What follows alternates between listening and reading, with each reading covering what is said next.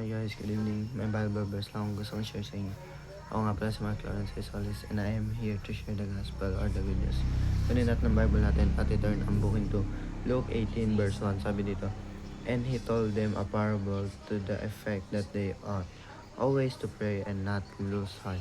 So yung sinasabi dito, no, palagi tayo mag-pray at huwag nating hayaan na yung puso natin is mawala kay Lord. Kasi di ba, kung ano yung nasa utak natin, ano yung nakikita natin, na-feel natin, yun yung dinidiscern ng puso natin. So, dapat, diba, i-discern natin si Lord. Bago tayo, mag-touch ng anything sa, morning, mag-pray tayo kay Lord, mag-thank you tayo kay Lord. Bago tayo kumain, mag-thank you tayo kay Lord.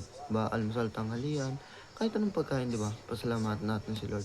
At, bago tayo matulog, pasalamatan natin si Lord kasi hindi lahat ng natutulog ay nagigising ng umaga. Lahat yung iba kinukuha na, di ba? Yung iba na face na yung judgment ni Lord, di ba? By that, di ba? Ayaw natin matulad doon.